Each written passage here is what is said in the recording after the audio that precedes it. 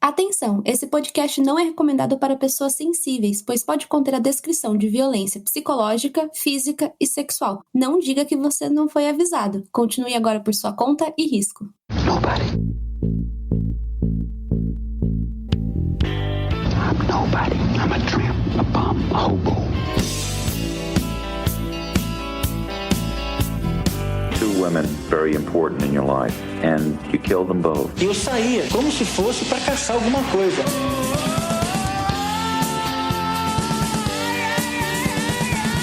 I got this fantasy. I started working out this fantasy online.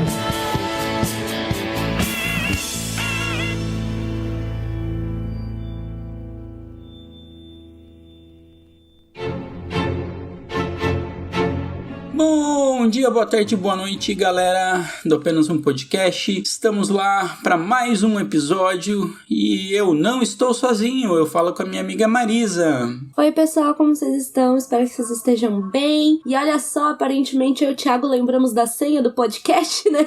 Estamos fazendo o login aqui de novo para trazer mais um episódio para vocês. A gente espera que vocês gostem, né? Nosso episódio do Richard Ramirez, que foi da semana passada, a gente percebeu que vocês gostaram bastante, né? Então a gente decidiu trazer, entre aspas, né, mais um caso clássico. É um caso que influenciou bastante, a galera conhece, que é o caso do Ed Gein. Então ele influenciou bastante a cultura pop. Se vocês virem algumas coisas de Massacre da Serra Elétrica, a gente vai falar mais no final do podcast. Mas é um caso diferente, né, Marisa? Porque tem vários aspectos de travestimento, de coisas muito bizarras. E olha que a gente fala de coisa bizarra nesse podcast, mas esse daí eu acho que se superou, né? Sim, esse caso, ele é bem bizarro, acontece muitas coisas estranhas. É assim, a gente vai ter que ter um pouquinho de estômago, se você tem imaginação muito forte, se prepare, né? Porque realmente ele é meio difícil de digerir, mas acho que a gente já pode começar, né? Mas antes disso, peraí, que a gente recebeu alguns pics essa semana, então a gente tem que agradecer eles, como sempre. E só lembrando, agradecendo a galera do Instagram, a gente chegou a 1.000 apoiadores, a gente até esqueceu de fazer uma congratulação, mas a gente chegou a 1.000 apoiadores, a gente fica muito feliz, agradece, e também não esqueçam de ouvir a gente nas diversas plataformas que a gente tá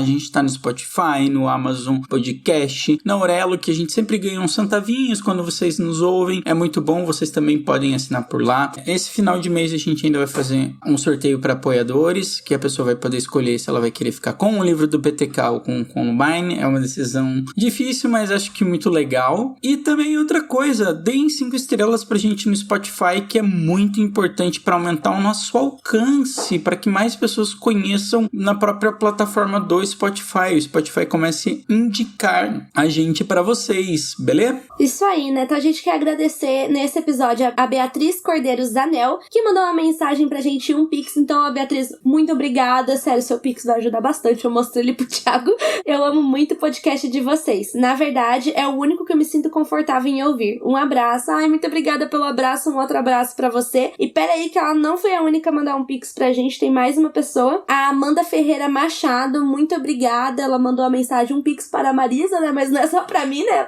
É pro Thiago e para o Apenas um Podcast. Então, muito obrigada, Amanda. Então, eu gostaria de dar um abraço para essas pessoas que nos apoiam. É muito importante. Eu e a Marisa, a gente tá conversando pra ter lives. Então, vai ser um jeito meio diferente. A gente vai fazer meio que uma live em cima da hora. A gente vai avisar vocês em cima da hora. E quem for apoiador vai ter, digamos, esse privilégio de saber a que horas vai ser a live, etc. Para que vocês possam ouvir os episódios exclusivos. Porque na live a gente vai estar gravando pro episódio exclusivo pro nosso editor Túlio editar. E aí você vai poder ver meio que ao vivo como a salsicha é feita, como a gente tem essas pausas para falar bobeiras. Então, acho que é isso. Vamos pro podcast, Marisa? Vamos sim, mas lembrando, né, que se vocês quiserem mandar um pix pra gente, né, ainda mais mês que vem, que é nosso aniversário, né, não por nada não, né, mas vocês podem mandar pro contato apenazumpodcast@gmail.com, tudo juntinho, tá? Contato apenazumpodcast@gmail.com. E vamos pro caso de hoje, que vai ser bom. Vai ser bem legal.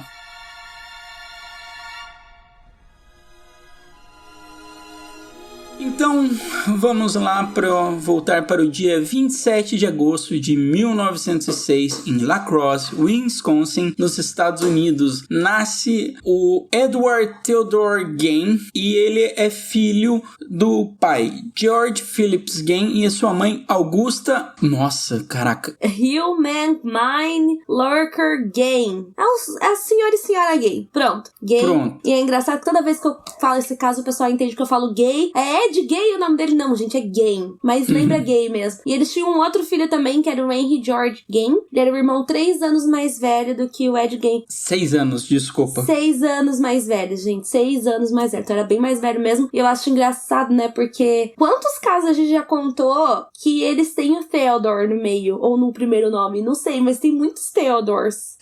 Theodore Kaczynski, que é o Una Bomber. Tem muito Theodore. Ted Bundy era Theodore Bundy, né? Sim, é um nome bem comum. É, talvez seja uma red flag. Pode ser. Antes era Enzo e Sofia, agora é Helena e eu não sei qual que é o nome de menino. Gael, né? Meu primo chama Gael. É, Gael. Enfim, acho que tava na moda Theodore nessa época, né? Mas ele nasceu, gente, olha só, 1906. Então esse caso ele é bem antigo. E ele nasceu em La Crosse, né? Pelo que eu pesquisei, hoje em dia La Crosse não é uma cidade tão pequena assim, né? Tem um pouquinho mais de 100 mil habitantes. Mas eu acredito que pra época do caso ela devia ser uma cidade bem pequena, porque o Ed cresceu meio que numa espécie de uma fazenda que tinha cerca de 62 hectares. Que é hectare pra caramba, é bem grande. Bastante, muitas posses. E se vocês forem pesquisar as fotos, assim, da fazenda, onde ficava, vocês conseguem ver que ela era mais afastada, né, do que o restante da cidade. Era meio que tinha a cidade, ficava no território dessa cidade de La Crosse, porém ela era mais afastada, assim. Se você quisesse pro centro mesmo, pra cidade, era um trampo, assim. Sim, vamos voltar só na época. Wisconsin, pra quem não conhece, é conhecido por fazer muito leite e queijo. E a galera que mora lá, na maioria das vezes, nessa época, era pra ser, tipo, agricultor, trabalhar na terra e viver com isso. Então a gente vai ver que nesse caso é muito comum a galera trabalhando na terra e cada um muito na sua, sabe? Não tendo muitas interações com outras pessoas. Sim, era um outro ambiente, assim, e tal, e era um ambiente, assim,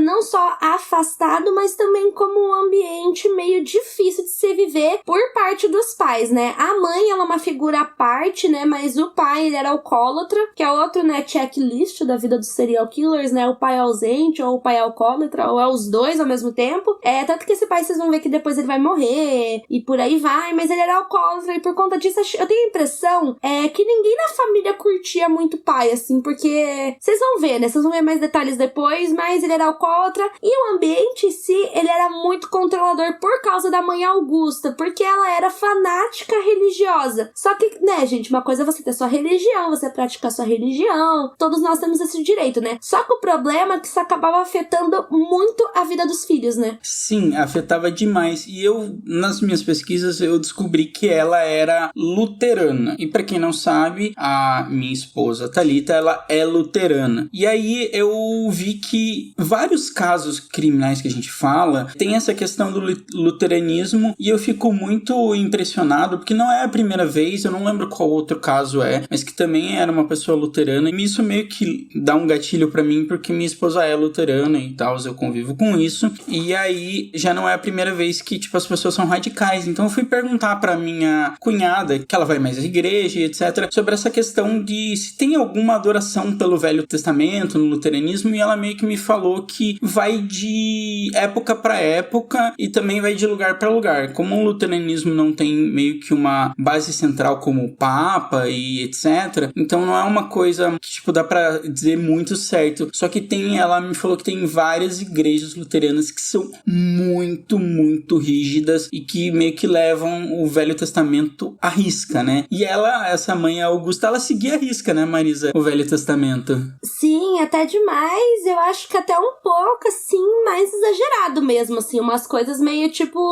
da parte dela, sabe? Porque os filhos, eles até iam pra escola, pelo que eu entendi. Sim, eles iam pra escola, só que eles não podiam conversar com ninguém e não podiam olhar pra nenhuma mulher, né, Marisa? Sim, eles não podiam ter contato com as outras crianças, mas a figura da mulher era ainda pior, né? As mulheres, elas eram descritas como como pessoas horríveis, como frutos do pecado, menos a mãe deles, né?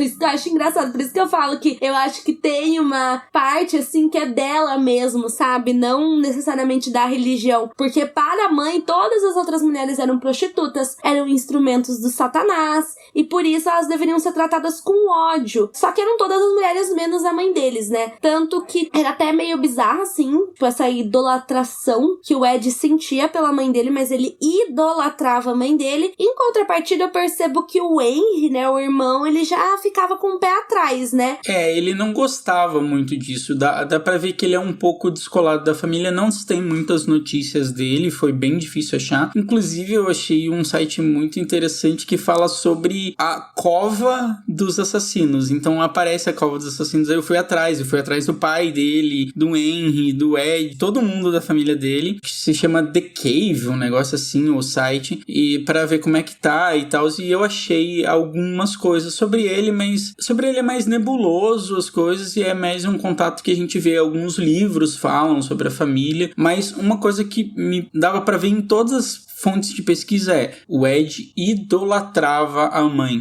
Ele botava ela num pedestal muito alto. Tudo que ela falava, ele ouvia. E ela tinha muito um costume, o texto do Velho Testamento, e falar sobre morte, assassinato, retribuição divina. Só que, gente, isso não era tipo sábado e domingo. Isso era todo santo dia. Nossa, falando assim, me lembra muito também Carrie. Quem leu o livro Carrie, do Stephen King, ou assistiu o filme Carrie é Estranha. Nossa, lembra bastante, assim, essa coisa também da religião, de impedir de falar com os outros e por aí vai. Então, nossa, lembra realmente, assim, várias coisas na cultura pop, conforme a gente vai vendo, vai aparecendo. E, nossa, né, eu também tava pensando aqui, né, que é engraçado, que acho que é a primeira vez aqui nesse podcast que a gente fala de um serial killer que gostava da mãe. Exatamente, né, bem diferente do outro Ed, o Ed Kemper, né, que esse odiava a mãe.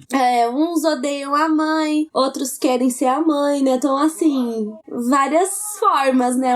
Os casos criminais são muito ecléticos, né? Só que o que acontece? Como eu disse pra vocês, né? O Henry, o irmão mais velho, ele sempre ficava com um pé atrás, né? Inclusive, existem boatos de que ele tentava fazer um pouco a cabeça do Ed, né? Falar pro Ed que eles deveriam sair um pouco dali, que eles deveriam ter a vida deles e por aí vai, né? Existem boatos de que o Henry tentava conversar com o Ed, que o Henry queria sair um pouquinho dali, mas a gente não sabe se isso realmente aconteceu, mas temos esses boatos, né? Só que o que acontece é que em 1944, misteriosamente, o Henry é encontrado morto. Há alguns lugares que dizem que ele estava com um hematoma atrás da cabeça, porém acabou sendo concluído de que ele tinha morrido por conta de um ataque cardíaco. E foi isso que aconteceu, morreu de ataque cardíaco e foi essa a causa da morte, enterraram ele, né? Inclusive ele foi encontrado morto num milharal. Uma coisa que eu até vi, tem uma matéria de um jornal nesse mesmo The Cave, lá que eu fui pesquisar, sobre a morte dele, e fala que foi uma queimada, ele acabou morrendo de asfixia, daí depois ela teve uma parada cardíaca, então é uma coisa meio nebulosa, assim, não se sabe muito bem. Tem essa especulação que ele morreu de parada cardíaca em decorrência da asfixia e etc. Só que aí algumas coisas estranhas acontecem, né, porque ele aparece com esses hematomas, é estranho no mínimo, e foi uma coisa até que eu falei pra Marisa em off, eu tenho a suspeita. Todo mundo acha, não se sinta culpado em falar isso, Thiago, todo mundo acha, tá? Só tô adiantando. Todo mundo acha que o Ed matou o irmão, porque literalmente ele, digamos, tá pegando fogo tudo, e ele vai falar com os bombeiros, e por que o irmão dele não vai junto? Eu fico pensando assim, será que ele já não tinha dado um petardo na cabeça do irmão e o irmão morreu no incêndio? Sei lá, é tudo muito esquisito. Fora que essa coisa de morrer num milharal, assim, pra mim já passa uma vibe, assim, de filme de terror. Os meus maiores medos é morrer num milharal, ir pra um milharal e morrer no chuveiro, assim, as coisas que eu mais tenho medo na vida. Então, pra mim, tipo, já tem uma vibe de filme de terror, já tem um cheiro de assassinato, só por conta disso. Esse caso inteiro tem um cheiro de filme de terror. Inteiro. Bom, mas vamos lá, né? Essa não vai ser a única morte na família, né? Porque logo depois Quem morre? Um pouco antes, o pai dele morreu, né? Em 1940, o pai dele morreu, e também em decorrência da bebida, daí teve uma questão também cardíaca. Então, o Ed agora ele fica só com a mãe. Então, vocês têm que imaginar que se a mãe já fazia uma lavagem cerebral, agora só tem ela pra ele se apoiar como base. Ele continuou morando lá. E fora que tava felizaço, né? Porque agora, literalmente, ele tinha a mãe dele só pra ele, e isso pra ele era uma coisa fantástica, né? Por isso que até o pessoal acha muito que ele matou o irmão, né? Porque primeiro morre o pai, né? Sim. Realmente, assim, eu acho que morrido mesmo, né? Teve essa questão do álcool. Ele já tava com 67 anos, ele já tinha uma idade avançada pra época. Sim, já tinha toda essa questão e literalmente faltava o Henry, né? Pra ele ficar sozinho com a mãe. Então, pra mim, passa toda essa vibe. E vocês têm que pensar como é que eles ganhavam trabalho, como é que eles ganhavam dinheiro. Meio que tanto o Ed quanto o irmão, o Henry, eles eram bem cotados na cidade, então eles sempre conseguiam um trabalhinho aqui, um outro ali, então eles viviam desses bicos ocasionais, e como eles também plantavam as coisas, eles deviam ter uma vida mais autossustentável, assim, eles conseguiam tirar as coisas da fazenda e viver com menos renda, só que, tipo, viver tranquilo, porque eles viviam numa propriedade muito grande. Mas aí o que acontece que a mãe Augusta, ela tem um acidente vascular cerebral que é paralisante. Isso. E meio que foi logo após a morte do irmão. Então muita gente diz que essa parada cardíaca foi em decorrência do irmão mesmo, que ela sentiu sobre isso. E aí que o Ed, ele dedica todos os seus dias até a mãe morrer pra cuidar da mãe. Então, tipo, ele tinha uma devoção muito grande pela mãe. E a gente vê esse carinho pela mãe, esse respeito pela mãe em cuidar dela até ela morrer. E ela vai morrer no ano de 1945. Então, um ano depois, ela já falece. Tudo bem que tem um gap de 4 anos entre o irmão e o pai, mas pensa que em 5 anos morreram todos os seus parentes, todas as pessoas que você tinha alguma conexão, que você mora no meio do nada, tipo, todas as pessoas morreram. Então, deve ser uma coisa bem assustadora. E a mãe morre por conta de um derrame, né? Então, isso acaba, obviamente, né? Se o cara idolatrava a mãe dele e a mãe morre, né? Isso acaba se tornando devastador pra ele, né? Então, se ele já era uma pessoa que se isolava, ele passou a se isolar mais ainda na fazenda, tanto que poucas vezes ele era visto em público. E, geralmente quando ele saía era pra comprar alguma coisa, às vezes para ir pro bar, mas todo mundo relatava que essas poucas vezes que ele saía em público, ele sempre tava muito sujo, né? Isso acho que é porque as pessoas não sabiam que a casa dele era quase um episódio de acumuladores compulsivos, né? Eu odeio, amo esse episódio. Eu adoro, eu gosto de assistir, mas me dá agonia. Me dá muita agonia ver os caras, tipo, subindo no teto porque tem lixo até dizer chega. Não chegava nesse nível. Mas parece, o porão parece. Nossa, sim, o porão parece. Muito a sujo. Cozinha. Gente, a gente vai fazer um post lá no Insta depois com as fotos da casa dele. E eu vou postar um vídeo que eu fiz antigo deles lá no Instagram. Fiquem ligados que eu fiz uma tour na casa dele. Aí eu posto lá pra vocês verem, gente, porque era muito bagunçado. Porém, isso que é uma parte muito louca desse caso. Todos os lugares eram bagunçados. A cozinha era cheia de tralha, tudo era sujo, mal organizado. Fora as outras coisas que tinha na casa deles que vocês vão ver depois. Mas o quarto da mãe dele era o único local que ele limpava e mantinha impecável. Então, do jeito que a mãe dele gostava do quarto, né, tudo limpinho, tudo arrumado, a roupa da cama esticada, era a maneira que o Ed mantinha o quarto dela. E eu acho isso muito bizarro, porque, tipo, a casa inteira era um lixão, mas o quarto da mulher era limpo. A casa dele era um aterro sanitário, só que o quarto da mãe dele era literalmente quase um altar santificado, assim. É bem bizarro essa parte, mas ele começa a ficar sozinho, então, bom, gente, vamos pensar que ele tá aqui agora, ele tem 39 anos, e é a primeira vez que ele fica sozinho, e aí ele começa a ler compulsivamente algumas experiências, uns relatos feitos por médicos nazistas em judeu. Ele gostava muito sobre anatomia, livros sobre anatomia e principalmente anatomia feminina. Ele foi muito, digamos, tolhido da questão sexual. Ele nunca teve uma relação com outra mulher que não fosse a mãe. E isso era importante pra ele, né, Marisa? Sim, vale detalhe, né? Quando a gente fala relação com mulher, a gente tá falando literalmente de conversar com uma mulher, né? A única pessoa que ele tinha contato, assim,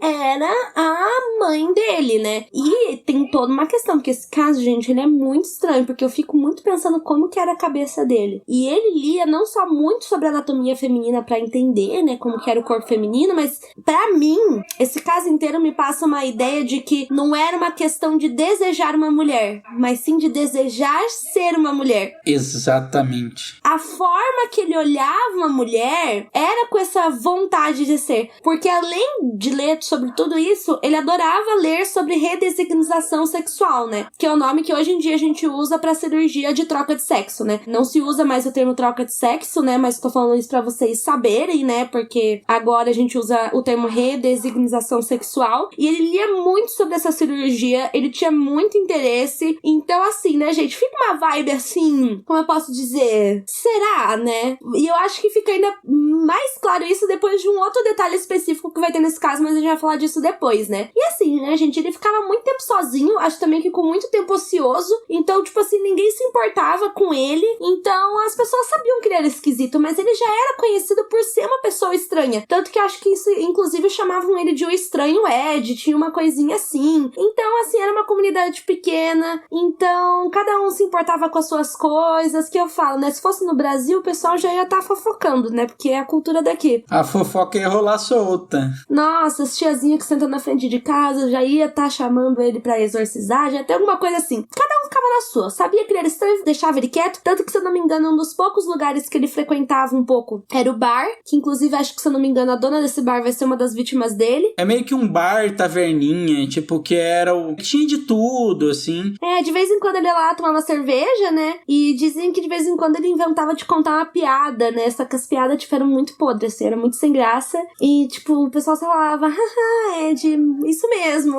É, tipo, tapinha nas costas, todo mundo leva aquele sorrisinho amarelo e partiu o campeão, né? Mas outra coisa que eu achei engraçado é que ele tinha um amigo. Eu não sei se ele tinha só um amigo, mas foi o único amigo que eu, tipo, de fato consegui o nome, que era um tal de Gus, não tem o nome do cara, mas que eles tinham uma prática de, digamos, peculiar, que era pegar e desenterrar corpos do cemitério local. Tinha um detalhe um pouco estranho, não, vou dizer muito estranho, que o Ed, ele selecionava quem ele ia, digamos, violar a tumba, porque o Ed, ele sempre olhava nos obituários dos jornais e queria pessoas que fossem parecidas com a sua mãe. É, esquisito. No mínimo, né? É, e dizem que esse Gus, na real, tipo, ele tinha um pouco de dó do Ed, né? Então era meio que por isso que ele ajudava a desenterrar o corpo do cemitério, que é uma coisa meio bizarra de pensar, obviamente, né? Mas dizem que esse Gus, assim, tipo, nem era uma coisa assim que ele queria muito fazer, só que ele ficava, ai, coitado desse cara, né? Já é um fudido, né? Vou ajudar ele sozinho aqui. na vida. O que vai dar de ruim eu desenterrar uns corpos aqui com ele? É uma coisa meio nessa vibe, né? Só que o que acontece, né? Depois disso, o corpo era levado pra casa do Ed, e é aí que as coisas ficam bizarras, vamos dizer assim, né? Porque nesse começo, né, ele não matava ninguém, né? Ele só desenterrava os corpos. Ele só desenterrava morto, só. Só, gente, só isso. Então ele retirava a pele e assim, gente, ele era um artesão. Por isso que eu falo da gente devia pegar essas pessoas, tipo aqueles mesmo cara lá de Alcatraz, e colocar num Arte Ataque, fazer um programa de artesanato, sabe? Teria sido muito mais proveitoso, porque ele fazia máscara com a pele, ele fazia cintos, ele fazia ossos virarem móveis pra casa, e assim, por aí vai. Depois a gente vai dar mais detalhes de quais eram esses objetos, né? E, inclusive, alguns desses objetos vocês conseguem achar no Google, só que vocês têm que pesquisar com atenção, porque uma das coisas que aparece lá quando você pesquisa do Ed Gein é um artista plástico que fez móveis inspirados no Ed, só que, obviamente, sem ser com mortos e por aí vai, mas ele fez inspirado. Daí, geralmente, quando você pesquisa as coisas do Ed, fica misturado com as coisas desse artista plástico. Aí tem gente que acha que foi o Ed que fez, mas não foi ele que fez, foi um artista plástico. Enfim, é meio confuso. É bem confuso. É, mas dá pra ver que é fake. Mas tem gente que acredita, por isso que eu aviso antes, tá? A gente tem que pesquisar, assim, com cuidado. E assim, né, gente, ele costumava fazer várias coisas com esses corpos, e sempre eram corpos de mulheres, na maioria das vezes. Sempre, né, na real. Não, acho que não teve corpo masculino, né, que foi desenterrado. Não, pelo que sabem, eles encontraram várias vulvas, várias bucetas, várias vaginas. vaginas, pepecas, pererecas, enfim, o nome que você preferir. O que você quiser dizer. E assim, ele costumava usar calças feitas dessas genitálias. E dizia que ele sentia uma mulher vestindo elas. Então assim, gente, aí que entra a coisa desse caso. Não era tipo um desejo de querer ter, e sim um desejo de querer ser. Porque além dessa roupa que ele vestia, que era feita de vulvas, né? Ele também tinha uma outra roupa, que é essa que eu já vi a foto, que tinha seios, né? Ele fez um preenchimento. Ele tinha bastante. Ele tinha alguns. Sim, que tinha um preenchimento, assim, de um peito. E ele mesmo admitiu que ele vestia essa roupa que tinha esse seio pra fazer de conta que ele era uma mulher. Ou pra fazer de conta que ele era a mãe dele. E isso é uma coisa que ele admitiu, que ele andava pelas propriedades, assim, fazendo de conta que ele era uma mulher e por aí vai. Uma das coisas que, tipo, eu vi em alguns casos, alguns podcasts mencionaram, eu vi em alguns locais, foi que ele chegou até a pegar o órgão sexual da sua mãe e ele chegou até a pintar ele de prata pra saber que era o da sua mãe e etc. Só que eu literalmente não consegui confirmar em nenhuma fonte, tipo, séria, assim. Eu ouvi alguns podcasts falando, só que eu não achei as referências e etc. Eu já tinha ouvido essa história de que uma genitália ele tinha pintado de prata, só que não era da mãe dele. Era de uma das vítimas que ele matou, porque, em tese, ele teria achado aquela genitália muito bonita e tal, então ele teria pintado ela de prata. Eu nunca tinha ouvido falar que tinha sido a mãe, mas sim, acho que uma das vítimas, que é a Mary, tinha ouvido falar que tinha sido a genitália dela. Mas assim, talvez realmente tenha uma genitália que tinha sido pintada de prata, né? Mas de quem é? Não vamos saber, não vamos especular. Especular até a gente vai. A gente acabou de especular, né? Exatamente. Só que aí, o Thiago me trouxe uma informação aqui que eu não sabia, que era envolvendo um desaparecimento de uma adolescente de 15 anos que teria desaparecido em outubro de 1954. Você pode dar mais detalhes dessa parte, porque essa parte realmente, assim, eu não conhecia e eu fiquei super chocada quando você me disse. Vai rolar um desaparecimento de uma babá chamada Evelyn Hartley e vai ter uma boa comoção na cidade, vai chocar a cidade, digamos. Isso vai ser um choque pra cidade, porque era uma cidade pacata, era uma cidade pequena que todo mundo se conhecia, e aí rolou os meios mais absurdos pra investigar pessoas, sabe? Eles quiseram investigar todos os alunos da escola com o teste de polígrafo. Que a gente sabe que não serve pra nada, né?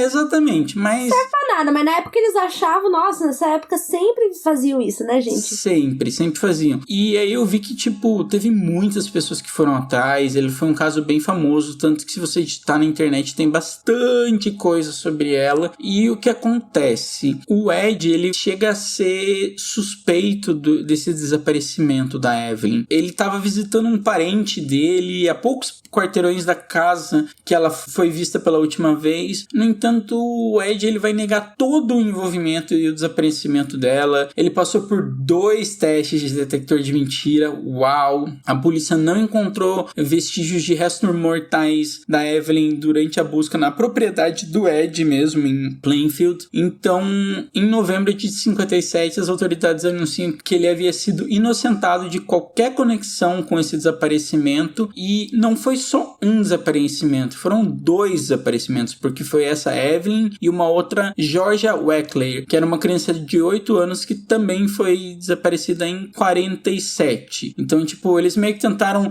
ver se não tinha alguma conexão, a polícia ficou meio em dúvida, tentou juntar os casos, não deu muito certo, eles não chegaram a lugar nenhum. Alguns até hoje consideram o Gane como suspeito, e a gente vai falar um pouco mais disso à frente. Então, foi antes dos crimes deles acontecerem. E se a gente seguir aquela lógica que a Marisa sempre usa, que a gente sempre pode contar para mais, e esse caso eu acho muito emblemático, que não tem nenhuma contagem oficial, sabe? Digamos, sim, tem uma contagem oficial que ele mesmo admite X número de mortes, eu não vou falar o número de mortes para não estragar, né, os próximos casos, e dizem que essas confissões foram feitas sob tortura. Então é muito nebuloso isso.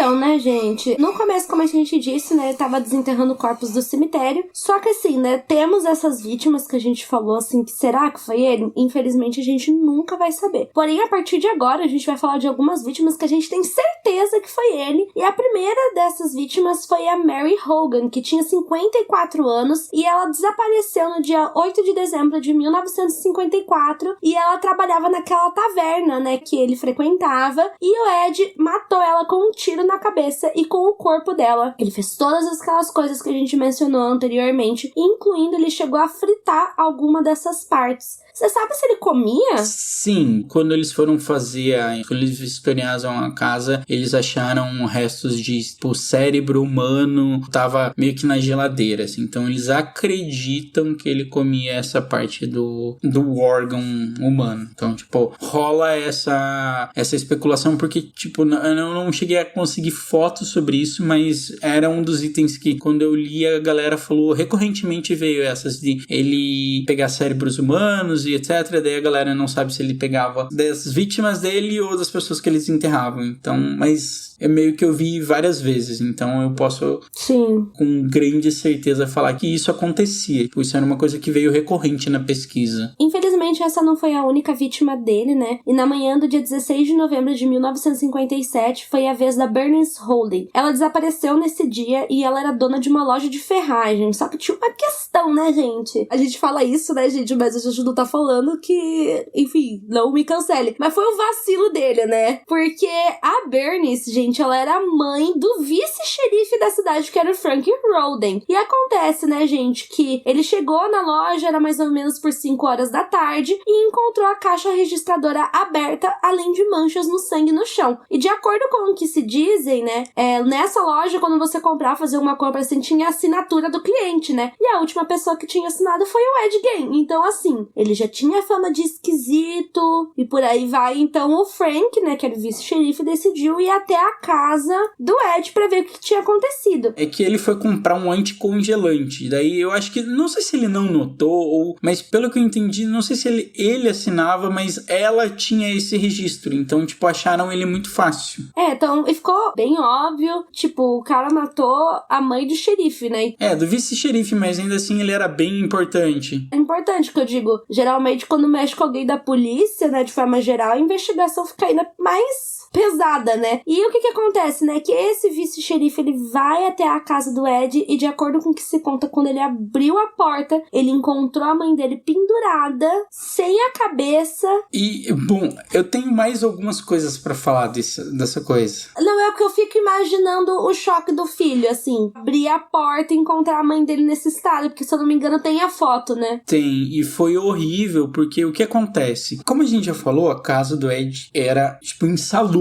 Além dela ser insalubre, ele não tinha energia elétrica. E era uma casa grande. E ele tem que chamar um outro xerife da cidade vizinha, que é o Arthur Shelley, que é um amigo dele, que ele ajuda nos desaparecimentos e tal. E aí eles vão até a propriedade do Ed. E só que ele não tava em casa na hora, tava um breu desgramado. Ele disse que eles só tinham uma lanterna. Cada um tinha uma lanterna. E aí o que acontece? Eles entram na casa, tipo, a casa é bem grande, a gente vai mostrar nas imagens do Instagram, dá uma olhada lá. Eles entram na casa e meio que cada um vai por um cômodo. E aí o que acontece? Esse xerife, que é filho dela, ele chega a encostar numa coisa. Ele encosta, ele tá no escuro, ele só tá com uma lanterna, ele encosta numa coisa, só que ele sabe que não é o outro xerife, porque ele consegue ouvir os passos do outro xerife no outro cômodo. Então ele sabe que é alguma coisa. E quando ele vira, bem, é a mãe dele.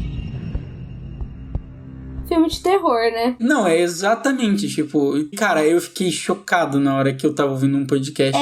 Cena de filme de terror. Total, e eu vou ser bem sincero, eu saio de casa às 5 da manhã e na maioria das vezes eu ouço podcasts pedalando. Eu trabalho muito longe de onde eu moro, tipo, dá 20 km, então dá 1 hora de pedalada. E eu não tive coragem, eu já tinha ouvido esse podcast e eu não tive coragem de reouvir ele às 5 da manhã. Tipo, de verdade, porque é filme de terror, tipo, é realmente filme de terror o negócio. E assim, né, gente, essa não foi a única coisa que eles encontraram, né? Os detetives passaram passaram a noite inteira fazendo buscas e no dia seguinte a polícia chegou na casa e encontrou várias coisas. Vamos lá, gente, prepara o estômago, porque essa daqui é uma pequena lista de coisas que foram encontradas na casa dele. Vamos lá. Ossos humanos inteiros e fragmentados. Um cesto de lixo feito de pele humana. Pele humana cobrindo vários assentos de cadeira. Crânios nas colunas da cama. Crânios femininos com a parte superior cerrada. Tigelas feitas de crânios humanos, né, que ele usava pra tomar sopa. Exatamente. Um espartilho feito de um torso feminino esfolado dos ombros à cintura. Perneiras feitas de pele de perna humana. Máscaras feitas de pele de cabeças femininas, inclusive uma era feita com o rosto da Mary Hogan em um saco de papel. É, que dizem que ele colocava meio que o papel assim pra permanecer o formato, sabe, do rosto. Uhum. O crânio da Mary Hogan em uma caixa. Toda a cabeça de Bernice Warden em um saco de estopa. Saco de estopa é saco de café, né? Isso.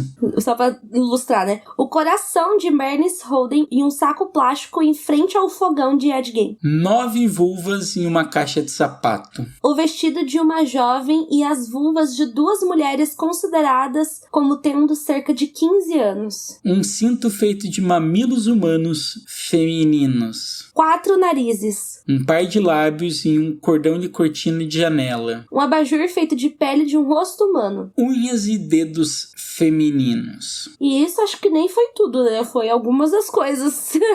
Não, eu coloquei algumas coisas só. Isso que eu coloquei bastante coisa, mas tinha mais coisa, gente. Cara, isso foi só pra vocês terem uma noçãozinha do que rolava na casa dele. Eu tenho certeza que tá todo mundo chocado assim. A gente tinha mais, enfim, né? Obviamente, Ed Gein foi preso imediatamente. E ele conseguiu alegar insanidade. Eu não lembro se a gente já contou algum outro caso que isso aconteceu. Não, insanidade não. Tanto que quem segue a gente no Instagram, então sigam a gente no Instagram. Eu dei 3 dicas sobre qual era o nosso próximo caso e essa que ele alegou insanidade e ele conseguiu a alegação de insanidade. Foi o nosso primeiro caso. Finalmente deu certo. Dessa vez ele não quis mentir, mas acho que meio que não tinha nem como falar que não tinha insanidade, né? De vários casos a gente vê que os médicos dão um atestado de que ele entende o que ele fez. O Ed Gein, ele literalmente vivia numa realidade paralela que pra ele aquilo era tipo, não vou dizer que normal, mas normalizado, sabe? Tipo, aquilo era fantasias que ele tinha, fetichismos que ele tinha e ele achava ok fazer aquilo. E aí a galera falou tipo, não, você não vai poder ser julgado como uma pessoa normal e sim insana. Isso, né? Porque, né, gente, isso acontece, né? Por que eles querem tanto, né? Em todos os casos que a gente conta praticamente, existe essa tentativa de alegar insanidade. Porque aí não pega pena de morte, às vezes não pega prisão perpétua em prisões, né, convencionais. Sim. Inclusive, algumas prisões lá nos Estados Unidos, aqui como no Brasil, são muito barra pesada. Então, eles têm, sim, interesse em não ir pra esses lugares, né? Porque, querendo ou não, dependendo da prisão que você vai, ainda mais como um serial killer de mulheres, às vezes, é muito mais confortável ir pra um hospital psiquiátrico, né? Por isso que eles tentam sempre alegar insanidade, né? Tem muitos casos por aí, né? Tipo, do Jeffrey Dahmer, que a gente contou aqui, que tem essa polêmica, né? Porque muita gente acha que ele deveria ter ido pra um hospital psiquiátrico. Enfim, né, gente? Mas o Ed Gein, ele conseguiu. Então, ele foi condenado meio que passar o resto da vida dele em um hospital psiquiátrico. E foi o que aconteceu. Ele foi pra esse hospital psiquiátrico e ele foi considerado um paciente modelo. Ele foi considerado um paciente que não dava trabalho nenhum. É bem engraçado, né? Porque aí tem outra questão. Porque os enfermeiros dizem que ele era um paciente muito bom e tal. Já algumas enfermeiras dizem que ele... Não que ele fazia alguma coisa com elas, mas que ele ficava encarando elas, né? E ele tinha um olhar, assim, pra elas que era diferente. Só que, de acordo com o que elas dizem, não era um olhar de assédio, e sim um olhar de... desejo. Isso, mas que nem a gente disse, né? Não é um desejo sexual. Não é um desejo de assédio, nada disso. É um desejo de querer ser. Tipo, de olhar assim, tipo, nossa, é uma mulher, sabe? Então era uma coisa diferente, né? E como a gente disse, né, ele passou o resto da vida dele nesse hospital psiquiátrico. Ele morreu em 1984, aos 78 anos de insuficiência cardíaca, né? Então ele já tava bem velhinho, tanto que é bem difícil, acho que quase não tem, pra falar a verdade, fotos dele nesse hospital psiquiátrico. Acho que tem uma foto só, e se vocês forem procurar, nossa, ele tá muito velhinho na foto, muito, muito, muito velhinho. Então, como a gente sempre diz, né, vaso ruim nunca quebra, né? Então ele morreu aí com 78 anos. E é engraçado, né, gente? Porque acho que vocês devem estar pensando, né, o que aconteceu com as coisas dele, né? Então, o que acontece? Porque os policiais, eles, além de ser um caso diferente, estranho, tem também essa questão pessoal, que era o xerife, e eles tiram as fotos das coisas que estavam lá. Então, se você vê, sempre tem um esperto e um trouxa acordando todo dia. O esperto, ele tenta vender as coisas do Ed Gein, vender que essas são as coisas do Ed Gein, etc. E várias vezes esses artefatos são atribuídos ao Ed Gein na internet. Só que o próprio juiz do caso, ele falou, o Robert H. Kulmar, ele, quando o Gein foi condenado em 68, ele afirmou que no próprio livro do Ed Gein, que é o Ed Gein America's Most Bizarre Murder, que os objetos, eles foram encontrados nas casas, eles foram destruídos logo depois de serem fotografados. Aquilo era muito traumático para todo mundo, eles meio que não queriam ficar rememorando aquilo, e eu achei meio bizarro, né, Marisa? Porque eles literalmente queimaram prova. Sim, né, mas é muito louco, assim, porque, tipo, o que fazer também, né? Porque é meio louco, porque são partes de pessoas, né, pessoas que morreram. E na minha cabeça o certo seria guardar. Talvez não expor a público, mas deixar num arquivão lá, porque são pessoas que morreram. São pessoas que tiveram famílias, amigos e por aí vai. Você não vai fazer um museu pra isso, mas... Pode ser que, tipo, no futuro isso fosse acontecer, né? Porque provavelmente iria. Porque, por exemplo, tem o Museu de Alcatraz, que é um museu que só tem coisas de casos criminais e por aí vai. Inclusive, eu quero muito ir um dia, porque eu sou dessas, queria ver. Então, tipo, provavelmente ia acontecer, mas acho que no momento, por muitos anos, né? Acho que até uma coisa meio parecida assim com direitos autorais, né? Que só depois de não sei quantos anos que pode mostrar, poderia ter rolado uma coisa dessa, de guardar na minha cabeça, né? Porque queimar, não sei. E aí rola o que a Marisa falou, né? Várias coisas que são inspiradas nele são produções artísticas, né? E a única que eles chamam de murderabilia, que é memorabilia, pra quem não sabe, memorabilia é tipo coisas que as pessoas guardam, tipo, sei lá. Se você for assistir qualquer coisa do History, você vai saber o que é uma memorabilia, porque tudo no History é meio que uma memorabilia. Tipo, coisas de antigamente, mas que eles chamam de murderabilia. Olha, sacou o trocadilho? Então, a única murderabilia que foi considerado original foi o caldeirão metálico, e ele foi leiloado e arrematado por $2.800. Eu não sei qual ano, eu não sei como foi, mas é isso, é o único, digamos, que sobreviveu, que é o caldeirão. Tem fotografia dele, mas, tipo, não sei se ele foi essencial pro caso, ele não é... Bom, acredito que até por isso que ele vale pouco, relativamente, né? $2.800 é dinheiro, mas não é uma coisa absurda. Queria $2.800 na minha conta agora, queria, mas não é tanto assim, né? E os outros objetos que não foram destruídos pelas próprias autoridades, eles iam para um leilão em 1958, porém eles acabaram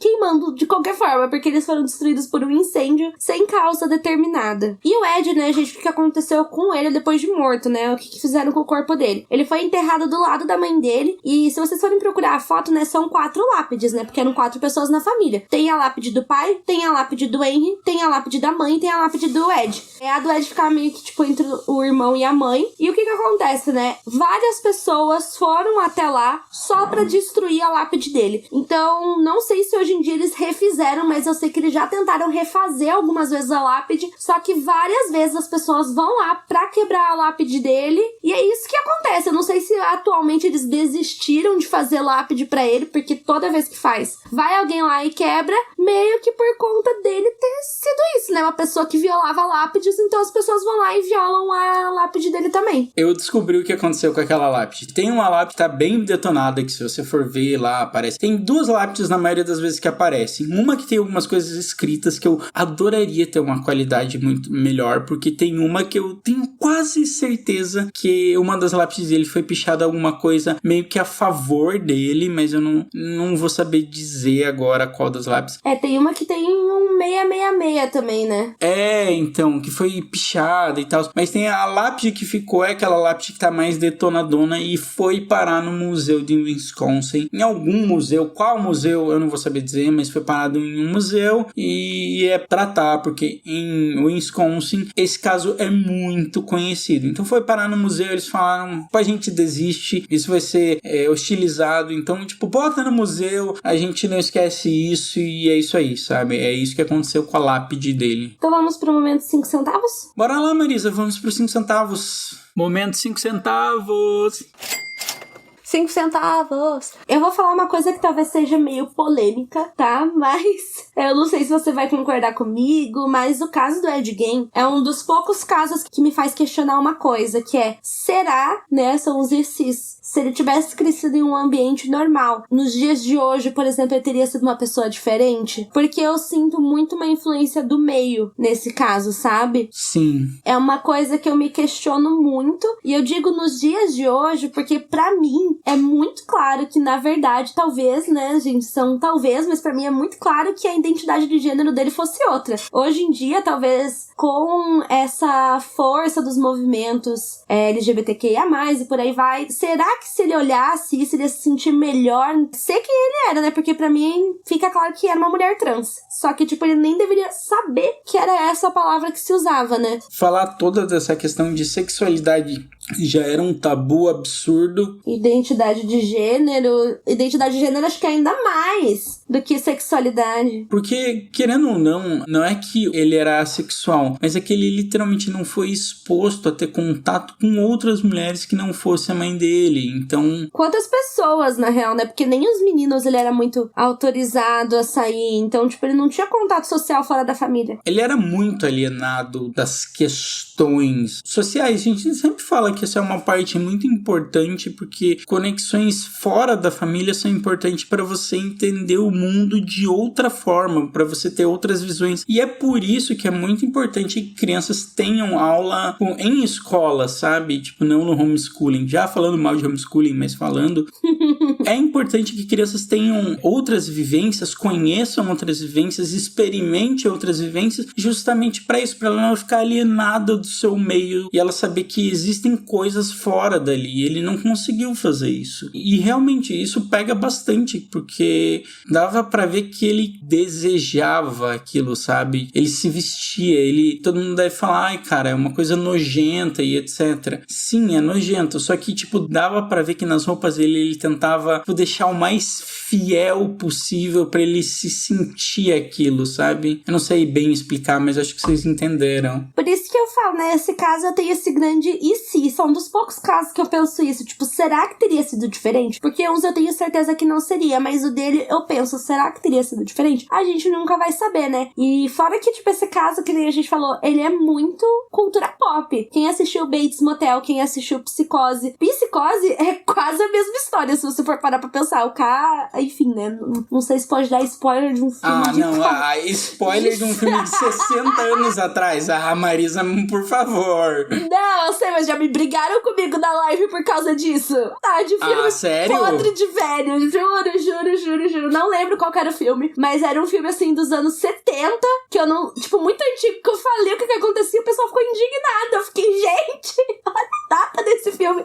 Não é spoiler mais, mas assim, né? Psicose, o cara queria ser a mãe dele, mesma coisa que o Ed, ele queria ser a mãe dele. Massacre da Serra Elétrica, até essa questão de Carrie a Estranha também fez eu lembrar. A questão do Massacre da Serra Elétrica é que, assim, ele não tem um personagem chamado Ed Gein, só que todas essas questões do travestimento, dele vestir coisas humanas, dele cortar pessoas, dele ter as partes de pessoa. Então, o Massacre da Serra Elétrica Elétrica. Tem um amigo meu que gosta muito de filme de terror, e ele tem até um podcast chamado Horror e Treta, caso vocês queiram ouvir, tá lá a indicação. É só alguns filmes mais antigos, por enquanto eles não fizeram nada muito tão novo, e aí eu fui perguntar pra ele qual que era a importância do Massacre da Serra Elétrica, porque, gente, a Marisa já falou, Psicose é um dos filmes mais conceituados do cinema. Massacre da Serra Elétrica é um filme que também é considerado um dos auges do cinema de terror, O Silêncio dos Inocentes. Então, esse caso influenciou muito a cultura pop e a cultura do horror. Tanto que quando eu descrevia a cena, é justamente esse pensamento de horror que a gente vem direto na nossa cabeça, né? E pra vocês terem uma ideia, ele falou pra mim, o filme foi feito com um orçamento minúsculo, cerca de $140 mil, e chegou a ganhar mais de $30 milhões em bilheteria. É um dos filmes que inventam o gênero slasher, muito cedo, inclusive, em 1974, assim como vários elementos que vieram a marcar esse gênero, tipo assassinatos monstruosos, praticamente sem personalidade, sem rostos do perseguido, vítimas bem vulneráveis. O diretor também cita isso como uma das influências dele. O Massacre da Serra Elétrica é um dos filmes mais conceituados, e o Psicose também. Meu amigo diz que é quase um filme obrigatório pra você assistir e entender esse gênero de terror. Não, com certeza. Acho que se você quer entender cinema, na real, tipo, é obrigatório você assistir Psicose. Acho que pra quem estuda cinema isso é óbvio, né? Então, tipo assim, é louco pensar nisso, né? Como não só esse caso, mas muitos outros casos que a gente começa a contar, o pessoal fala, nossa, mas eu já vi um filme que era igual. Mas pessoa, o cinema vem da vida real, infelizmente, por mais que seja bizarro. E uma coisa que esse meu amigo acabou de passar pra mim, ele colocou só pra eu ajudar um pouco mais. Esses filmes surgem num contextos bem específicos, que a MPA, a Associação Cinema Estadunidense responsável pela regularização dos filmes, que impôs um conjunto de diretrizes que ficou vigente entre 1932 até 1968, e as diretrizes basicamente censuravam radicalmente a violência, a nudez e a linguagem, e dentre outros. Então, tipo, rolava meio que uma censurazinha. Então, se vocês forem ver, tipo, entre 32 e 68 não rola muito filme. E o filme do Hitchcock que eu queria falar, o Psicose, ele tem algumas questões de câmera e de ângulo de câmera que são muito interessantes, né? Que eu ia falar, né? Que isso que é o interessante, assim, da gente ver o remake. Quer dizer, da gente comparar, né? Porque eu não vejo. Porque literalmente copiaram tudo. Copiaram os mesmos ângulos de câmera e por aí vai, mas mesmo assim o filme foi uma bosta. Então mostra, né, gente, que parem de fazer remake. Que ninguém aguenta mais. Pronto, ninguém aguenta mais. Cadê as histórias originais? E eu mandei ali no nosso chat aqui de texto, né, que a gente gravou pelo Discord, pro Thiago ver quem que foi que escolheram pra fazer o Norman Bates. Esse ator não tem cara de Norman Bates. Eu não sei, gente, porque ele só faz filme de comédia. Esse cara, eu não lembro de nenhum filme dele. Mas, gente, é muito esquisito olhar pra ele e pensar Norman Bates, porque ele não é o Norman Bates, gente. Ele não tem cara de psicopata. Só que, cara, esse cara parece aquele cara que vai fazer o filme da comédia da Marvel, aquele filme mais obscuro da Marvel, tá ligado? Uhum. É aquele que ninguém se importa, tipo o Guardiões da Galáxia, que ninguém se importava, colocaram uns atores aí que meio lado B e todo mundo acha legal, sabe? Sim. Então, gente, então assim, é muito importante. Então, ó, depois desse podcast aqui, vamos ver os filmes, ainda vamos ver o Massacre da Serra Elétrica. Bates Motel, né, eu assisti um pouco, não assisti tudo, né, mas falam que é muito bom, mas eu só assisti um pouco. Também é baseado em Psicose e, obviamente, também é baseado no caso da Ed Gein. Então, assim, gente, tem várias coisas sobre esse caso. Recentemente, a Dark Side trouxe um livro sobre o Ed Gein, mas a gente não teve tempo de ler, que, na verdade, nem é um livro, é uma história em quadrinhos sobre o Ed Gein. Então, fica aí, ó, tem várias coisas, tem vários materiais pra vocês procurarem depois pra quem tiver interesse. E assistam apenas o Massacre da Serra Elétrica, o primeiro, tá? Porque daí, depois mesma do segundo situação, e o terceiro, eles só querem, tipo assim, eles viram que deu muito dinheiro, eles só querem farmar mais dinheiro e não é legal. Isso, gente, por favor, parem com remakes e parem com continuações desnecessárias. Essa é a moral desse podcast. Bom, galera, acho que por hoje é isso. O podcast ficou longo. Eu achei que ia ficar mais curto, que engraçado. Eu também. Mas a galera gosta. Vai ficar, tipo, o Túlio vai dar umas cortadas aí, vai dar eu vou chutar uns 50 minutos. Acredito que seja isso. E é isso aí, galera. Marisa, faça a sua despedida. É isso, pessoal. Até o próximo episódio. Tchau, tchau. Tchau, tchau.